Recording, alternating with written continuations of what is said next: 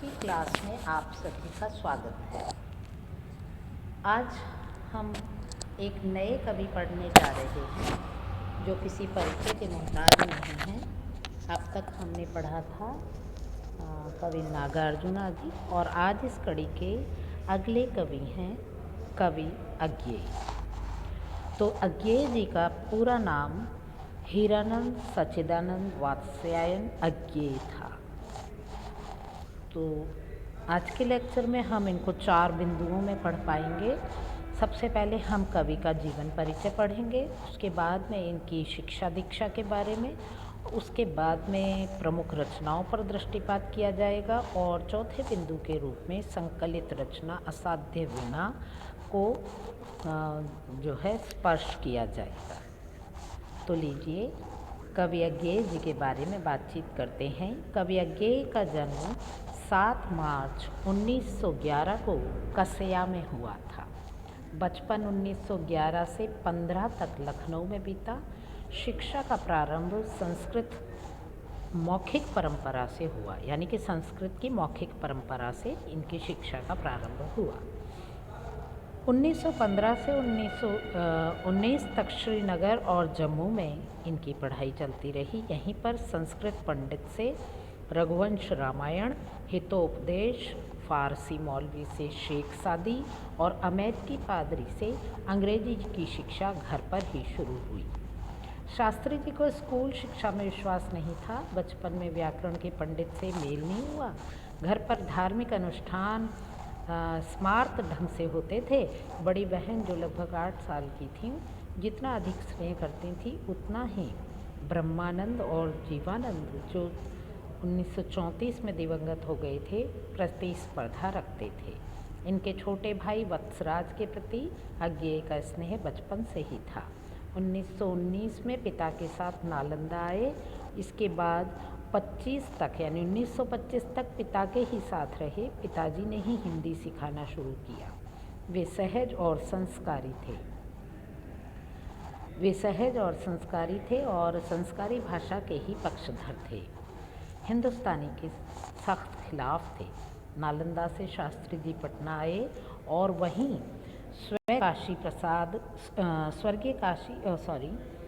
और वहीं जायसवाल जी और राखाल दास बंद्योपाध्याय से इस परिवार के संबंध हुए और वहीं से उनके अज्ञेय जी के मन में अंग्रेजी से विद्रोह का बीज पैदा हो गया।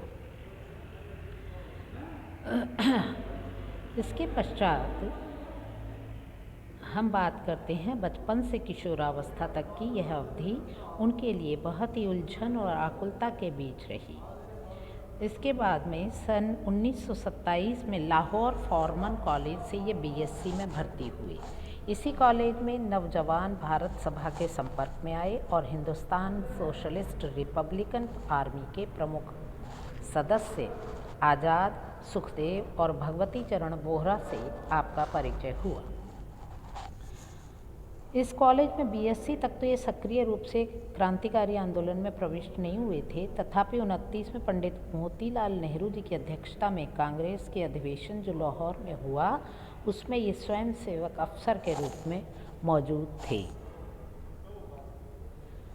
1929 में बीएससी करके अंग्रेजी एमए में दाखिल हुए। इसी साल ये क्रांतिकारी दल में भी प्रविष्ट हुए।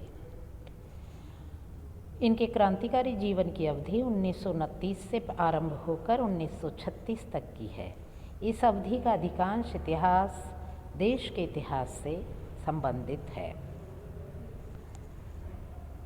इसके पश्चात कवि अज्ञेय जी ने 1940 में सिविल मैरिज की। इनकी ये शादी इनके लिए चुभन बन गई। चुभन के कारण उसके कई प्रतिक्रियाएं भी सामने आईं और इस तरह से इन्होंने गृहस्थ जीवन में प्रवेश किया। अब कवि अज्ञेय की काव्य यात्रा के बारे में बात करें तो कवि अज्ञेय मूल रूप से कवि हैं तथा नई परंपरा का सूत्रपात करने वाले कवि हैं। सैनिक, प्रतीक, नया प्रतीक तथा दिनमान जैसे पत्रों का आपने संपादन किया तो शेखर एक जीवनी, नदी के द्वीप तथा अपने अपने अजनबी जैसे चर्चित उपन्यासों की रचना भी आपने की। आपने नाटक, कहानी, आलोचना आदि हर विधा में उच्च कोटि का लेखन किया। तथापि अज्ञेय मूल रूप से कवि हैं तथा नई परंपरा का सूत्रपात करने वाले कवि हैं। उन्होंने 1943 में तार सप्तक का संपादन किया, जिससे प्रयोगवादी काव्य का आरंभ माना जाता है। तार सप्तक का संपादन हिंदी साहित्य के इतिहास में एक ऐतिहासिक घटना बन गया। उसके बाद उन्होंने 3 और सप्तकों का संपादन किया। आपकी यानी अज्ञेय जी की काव्य यात्रा भग्नदूत और चिंता काव्य संग्रहों की छायावादी गीतात्मक कविताओं से शुरू हुई, किंतु इनकी कविताओं को एक नया मोड़ इससे मिला। इत्यलम हरि घास पर क्षण भर, बावरा अहेरी, इंद्रधनुष रौंदे हुए ये, अरि ओ करुणामयी प्रभामय, सागर मुद्रा, आंगन के पार द्वार, कितनी नावों में कितनी बार आदि उनके प्रमुख काव्य संग्रह हैं।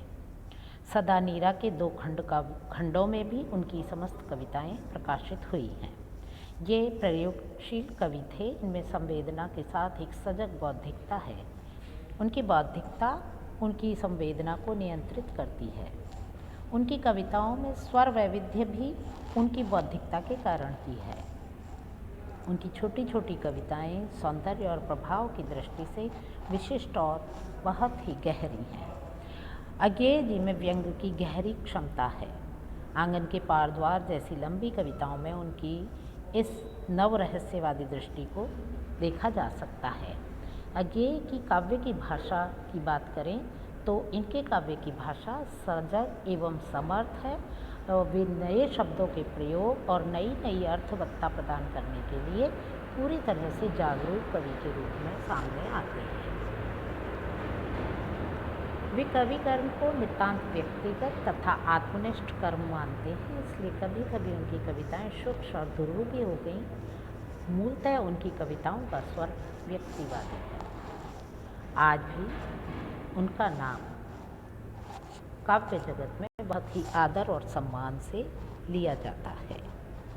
तो ये थे आज के कवि अज्ञेय का जीवन परिचय और उनकी मुख्य रचनाओं का परिचय। अगले लेक्चर में हम उनकी कविता असाध्य वीणा लेकर के आएंगे।